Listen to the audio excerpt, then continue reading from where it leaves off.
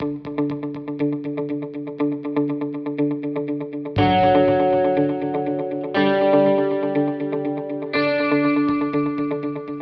first of all, what's going on in the industry is affecting all companies, including Nike.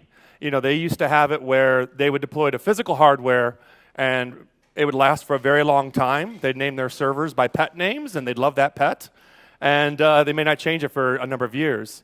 Well, with the advent of VMware and cloud, that timeline condensed, right? And we start to see the advent of cattle, where you configure something and you might change it every 6 to 8 months.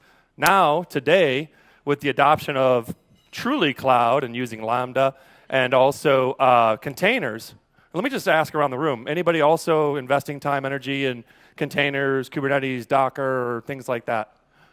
Okay, and then others might be exploring in the future, but you might configure every 2 hours or every 2 days. So it's a much, much shorter timeline. You really have to take the mentality that, look, it's going to be forever changing. So a couple more questions. I like to keep interactive. Everybody knows who Nike is, I'm going to assume. Everybody knows what the Super Bowl is, I'm also going to assume. Anybody not know, or anybody know who Justin Timberlake is? So he was the halftime performer at the Super Bowl this year. And he wore a sweet pair of brand new Nike kicks. I forgot the name of the model, but Nike planned this with JT. He wore them, and then they sent an announcement to their best customers that they were on sale, a flash sale. And that flash sale sold out 250,000 pairs of those shoes in a mere matter of minutes. Well, the only way they could do that is because they were hosted in Amazon Web Services, and they had excellent scalable infrastructure, and they were doing monitoring around it. So we're going to talk to you a little bit about that. Nike thought they didn't need Amazon until the ground shifted, and then they realized they had to be in Amazon. So the sneaker giant wanted to have more control themselves of the pricing, of the selection, and what their customers were doing and how they were buying. But eventually the tide caught up to them. And when I say the tide, Nike was affected by 3 giant major trends affecting all of us, right? Trend number 1, we're talking about this, is cloud and or hybrid cloud, right? Not everybody's fully going in the cloud, but I'm sure people are dabbling and people also have some physical presence. So let's call it hybrid cloud for right now and people moving more and more to the cloud. The next thing is containers, microservices, orchestration, DevOps, CI/CD, working with Kubernetes, Docker, Jenkins, Rancher. If I were to raise my hand, anybody using these technologies? Yes? Okay, a good portion of you.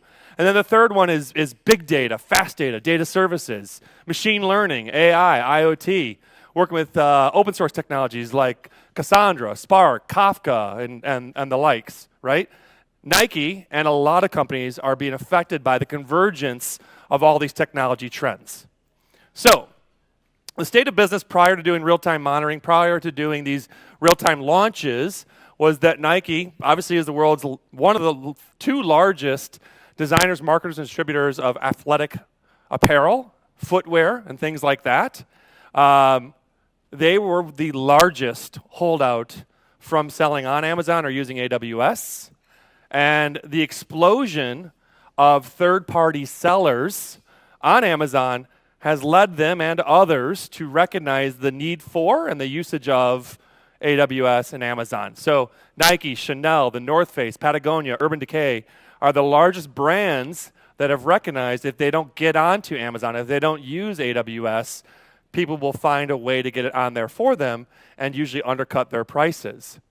So that was their initial position, but later on they shifted. The ground shifted, they shifted. Nike said, you know what? We need to maintain our leadership position and achieve growth, 60% by the year 2020. The way we're going to do that is moving more of our business to direct-to-consumer and moving more of our business to this model of hosting with AWS and utilizing Amazon as a platform to deliver our sneakers and other gear. And to further back that up, and these company filings were from 2017, May 31st and April 31st, a Forbes article that as you move over time and as you get closer to 30 billion, Nike's revenue has gone up significantly direct to sales. 2016, 26%. They hope to be to 40% by the year 2020. Furthermore, on the left, again, Nike was the largest holdout until April 2017. The source is Morgan Stanley. In 2017, they inked the deal with Amazon to be on Amazon. So they went from red to green. So the only holdout of the top 10 brands being sold on Amazon is the North Face. I see a North Face jacket right there, right? So you probably, did you buy that on Amazon? It was a gift. I got married 18 years ago. I bought some North Face stuff direct from North Face at a store, and my brother still wears his. And every time he sees me, he wears it because mine got stolen, and he's like, ha, ha, ha, I still wear mine. So great gear, but today, more and more of us are buying this, online. So the problem statement that they had was, look, the dominance of Amazon and other online retailers is inescapable. And as that has happened, traditional stores and even the most powerful brands have recognized less people are shopping today than 10 years ago in stores. So even though Nike disdained the site design of Amazon early on because it wasn't conforming to their perfect image and what they want to project, they said, you know what? We got to go to direct consumer. And they recognized that. They went with the tide. They built a new role called a CDO. Anybody know what a CDO is? It's a Chief Digital Officer. So their newly appointed Chief Digital Officer began to migrate applications and infrastructure to Amazon and Amazon Web Services. And what they've seen is their first large migration was a monolithic, anybody remember ART Technology Group, ATG? So their business probably started in 1998. So that's a long time in the technology world. But I used to compete against ATG. It's a very fine provider, but it was Java-based, and it's pretty old school, right? So they had a great e-commerce application still on ATG, and they said, you know what? We got to break that down into 30 microservices. Remember this collusion of different things? Microservices is one of those, and also numerous containers to encompass all of the processes like shipping details, promotions, pricing, and discount. And so they wanted to go direct to consumer. They recognized they need to break down to microservices. They recognized they needed to have containers, and they need to push it out to AWS. Well, what happens? I'm going to give you a little research here. So this first one is from a Gartner study, 2017. 50% of all new workloads will be in containers by 2019. Everybody believe that or see that? I mean, is that a recognizable? That's what Gartner claimed about a year ago. They said that 90% of all enterprises will be using or planning to use microservices by next year. And this was from SDX Central Report about 3 months ago.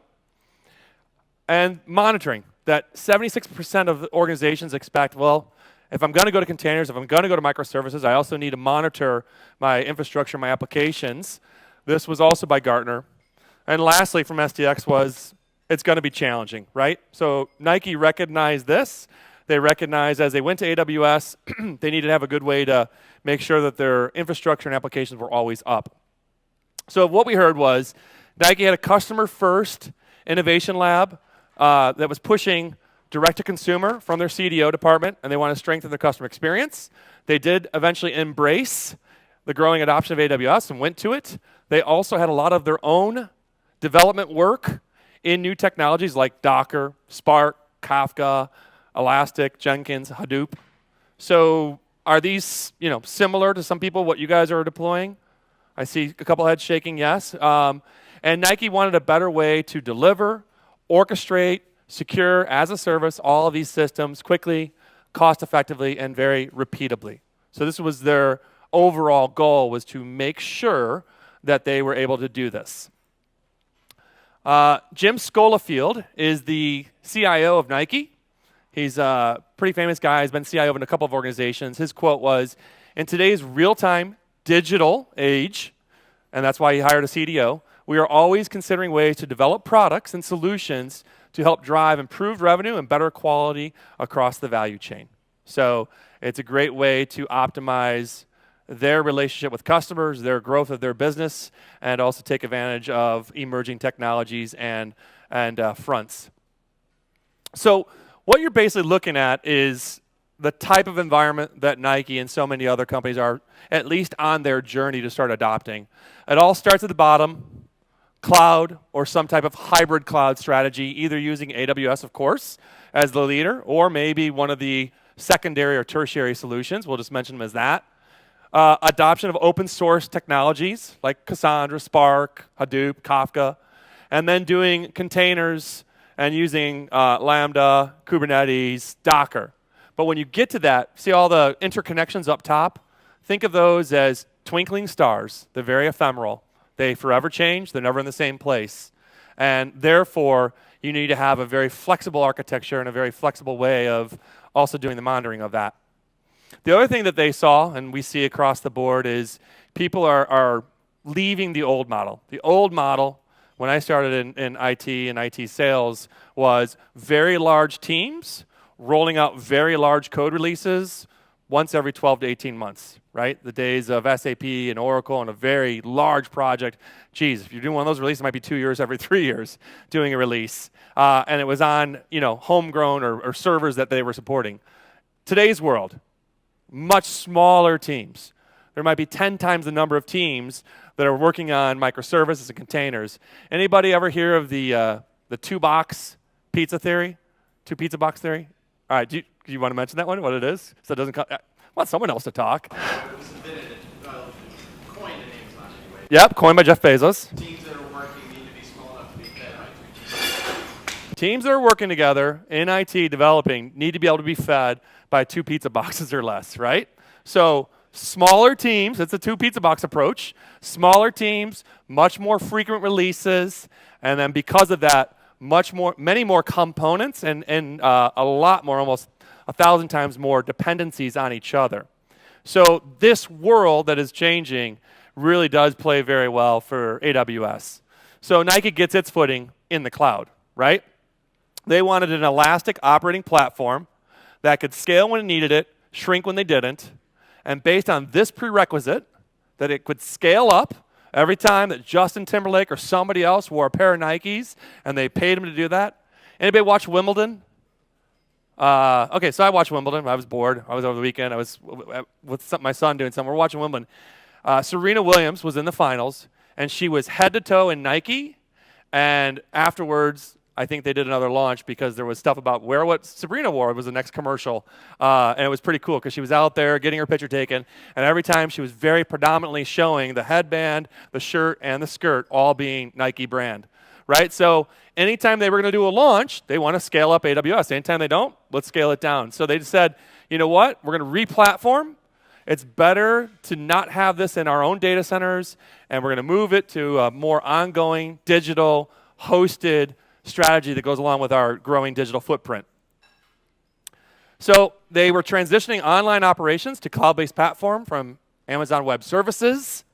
And Mike Whittick, who's the VP of Infrastructure, was quoted as saying, we need to be a technology-based company if we want to survive, especially since shoppers don't go to the mall like they used to. So everything we're talking about, Nike is recognized. So let me just ask, is this affecting anybody else's business? Are you guys needing to get more and more online and get more and more direct-to-consumer? So any hands that see that also? All right, it does. It affects some of you. Well, that was what was going on with Nike, and that's why they went to AWS. Besides enabling products to launch faster, AWS is also the platform that increases the bandwidth, right? So there's a scalability factor of being able to do a launch a lot faster, but then there's also the scalability factor of being able to handle selling 250,000 sneakers to 250,000 different people, plus other people that were just browsing, all in a short, condensed time frame. AWS allowed them to do that, support the volume growth, and order capture with their streamlined order processing. So it's been a great experience. So this is where we come in. Nike also recognized it couldn't operationalize these launches without real-time insight into the applications. So I like to use the analogy of if you're a pilot and you're flying from Indianapolis to New York City and you're at 30,000 feet and one of your engines go down, you actually do need some gauges and some metrics and some information at your fingertips in real time in order to properly fly and land the plane. So they wanted visibility monitoring. They couldn't afford to wait that long for their alerts. 99.99% uptime equals only 4 minutes downtime per month. They were doing more code pushes, which gave them more risk, and they can't fly blind when they release something. They need to know almost instantaneously that what was happening or if something was wrong. So they also needed real-time monitoring. And they needed operational intelligence. Are the customers using it? Are they enjoying it? Are they getting feedback?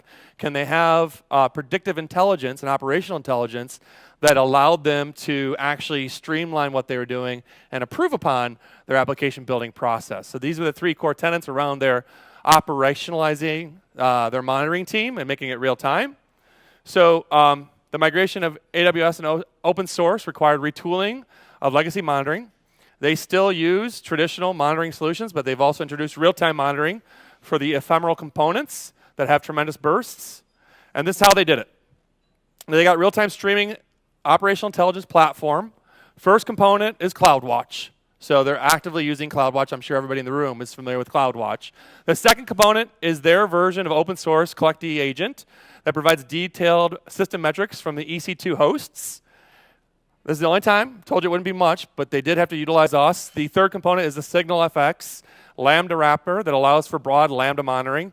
And the final component is the SignalFX code library that allows custom instrumentation to send metrics directly from Nike's bespoke code from other sources. That's it. That's the only 2 times I'll mention my company, but we worked together with them to make sure that there was real-time monitoring.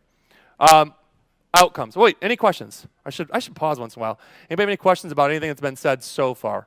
I know that it's a short lunch hour. I want to try and get the content as unbiased as possible, as quickly as possible. But if you have questions, feel free to stop and interrupt. Yes? Where does it fit? Yeah, where does the CollectD agent fit kind of fit? Hold on one second. Oh, man. Go back one? Yeah. So part and parcel, it is working side by side, hand in hand with the CloudWatch metrics. And so CollectD, open source technology, a lot of people use it, we utilize it, but they're using them both side by side basically right now. And then they're doing those wrappers based on our code that allow you to have more intelligence and metrics around it. There we go. So with real-time monitoring deployed, Nike is now able to correlate events and metrics across their AWS services in real time and ensure that their Elastic environment has 100% monitoring coverage. This is really good if you're building and you're focusing on doing these launches that you also want to monitor it. Their metrics are correlated in that real time with 1-second granularity. Those metrics come from highly cardinal environments, but it ensures that these resource alerts and visualizations are being created when seconds are really important to the outcomes. And the other thing that they got was they've noticed the ability to have a much, much shorter MTTR. Anybody know MTTR? Go ahead, MTTR. You got a big bite, I know, but we'll wait. Yeah, mean time to recovery. Some people say mean time to repair. Has a lot of rapid deployment, and there are lower staffing costs as long as the mean time to repair. And the reason being the staffing costs are lower is that with real-time monitoring, their SREs, site reliability engineers on site, are able to handle a lot more things a lot more quickly. They're getting important alerts in real time, and they're getting important alerts that are not alert overload. So it's great if you're getting alerts and you're getting the right alerts. It's bad if you're getting a lot of alerts in real time and they're crappy alerts because you're going to have alert fatigue. So the other thing that was important to Nike was to fine-tune it so that they're only alerting on the things that are important and they need to recognize. Like, let's compare traffic now versus the last launch we did instead of the traffic now versus what was yesterday when we didn't have a launch going on, right? Because that's a big spike. You don't want anybody getting alerted on that. So their SREs, the generalists, are able to quickly determine where a problem has occurred or is about to occur because they can do predictive intelligence based upon what's going on in real time, and they can delegate out without needing all hands on deck. Smaller teams, even on the dev and ops, and certainly in this case the ops side with the SREs, smaller teams are now able to fix their problems, and this capability lowers the MTR because time is not lost thinking about hunches. They've got real-time observability data. So that was really important to them. So the results, obviously they're able to use a lot of different AWS services and then monitor them in real time. And a healthy launch is about 300,000 requests per minute, and it could climb to 1 million requests.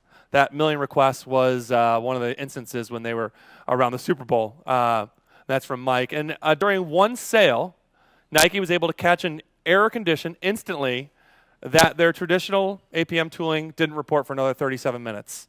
So they still have two different types of monitoring, but in this case, they wouldn't have been able to do it without the monitoring team, and so they were extremely happy. Mike was very satisfied with the real-time monitoring team, their SREs, and what they were doing. So the number of distinct applications migrated, again, they're breaking down monolithic applications into microservices, into containers, and they're able to launch them very, very rapidly, and it has great ease of use. So overall, their goal was get more to the consumer directly, take advantage of the scalability of AWS because they realized that was something they would need to do in order to stay competitive, to maintain their leadership position. And they were able to do it with this real-time monitoring solution. What we have seen is, I'm going to skip anything that was customers because those are slides on signal effects. So we'll get away from that, and we'll just say that the reason they were able to do this is because they adopted an architecture that allowed them to bring in all of the different components of data, again, from 4 different sources, and then be able to split it out so they can take advantage of a time series database, TSDB. They are taking advantage of time series databases in the Metastore and the SignalFX store up and down, but in the real-time metrics, those are streaming through the system. They're constantly in motion. So that's the unique and true advantage that Nike's seeing from this release of theirs, is that they've got the ability to consistently absorb the details, have them come through, separate out the metrics that they just want to put in a time series database, and then combine that data later on into a functions and engine that allows them to do very, very strong, complex, algorithmic predictive outcomes without having to do a lot of coding. So it made it easy for them to use, and it made it something that they could combine the best of streaming and time series at the same time. And that's really what's given Nike the great advantages for their AWS environment. When we look at that, and we look at the data ingest, the separation of data points into a series of metadata and data point values is the key. This is probably the most important aspect of it, so that they can push the time series metadata into an in-memory indexer. And this is engineered for massive, let's just say massive amounts of data, right? High cardinality, any data that's changing. Yes, question? What would be like an example of the metadata versus like the regular data? So in their case, well, I can't get to specifics on them because that would be giving it away.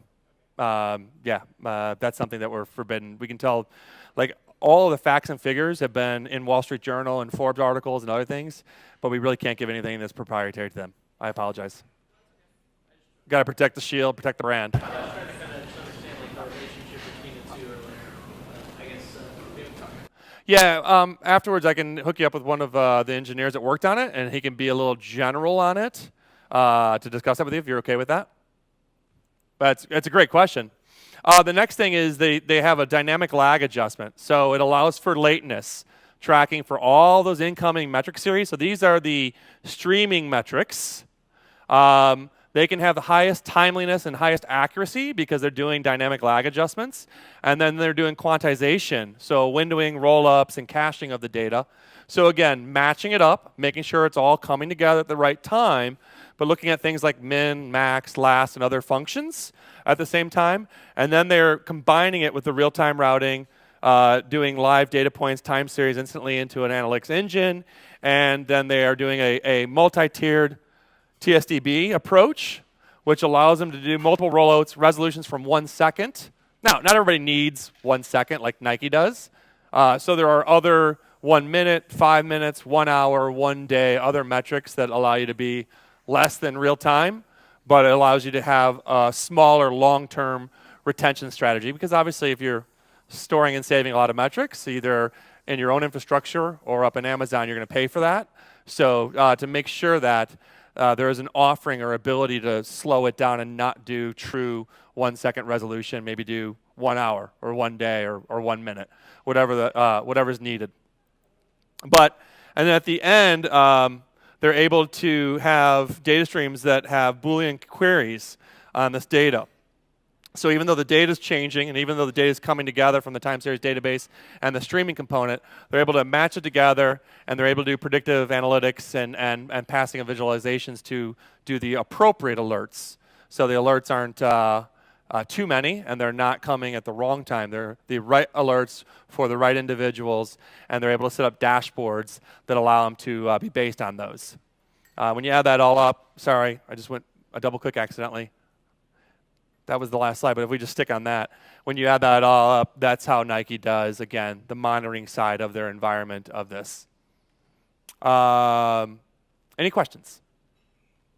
I kind of tried to race through it because I know people want to eat and have a little time to chit-chat, but want to get the core of it. Yes? As someone that uses relational and document databases, what are you getting with the time? I'm sure that's a million-hour discussion. It is a million. 30-second version of what people use time, what you're getting with the time series. Well, so that's always been the traditional approach to monitoring, is putting in a time series database. It's a great place for storing it.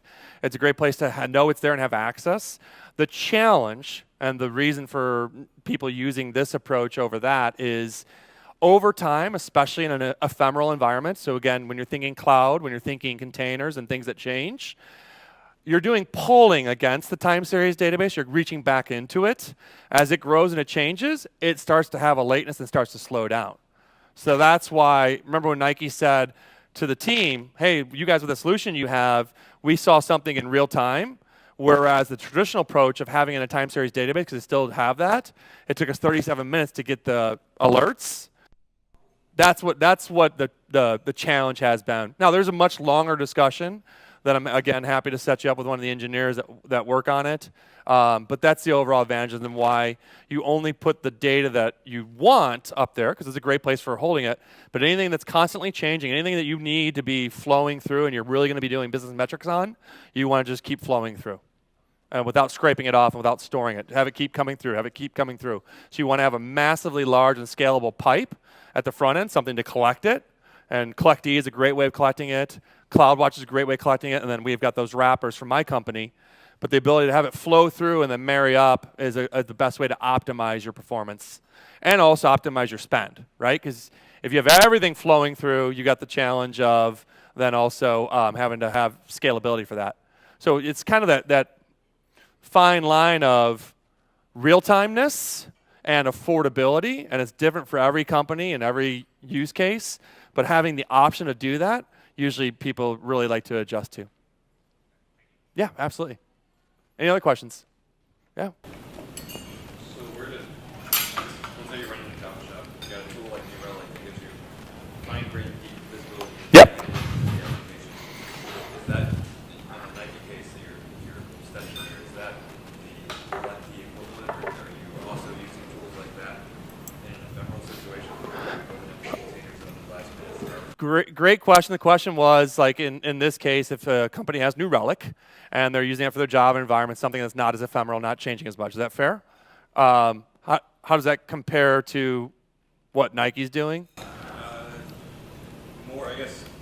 I mean, if you're trying to transition from that to ephemeral, Yep. then do you just discard those tools?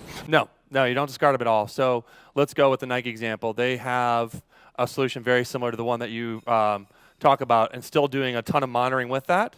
And they're also using a back-end logging solution to do log monitoring. But for them, they went with a real-time solution. They did choose us, but they combine and they use each one for its own use case. It's all about the use cases. If you're just monitoring your older environment and you're happy with what you're using, in your case, New Relic, keep doing that. There's not really a big reason for changing it. If you are embracing the newer technologies, if you're starting to roll out cloud, containers, things like that, you're going to find some challenges, and so therefore look at what's out there, and we'd be happy to talk to you about it. Is that fair? But in even the Nike example, we did not fully replace the solutions that they have.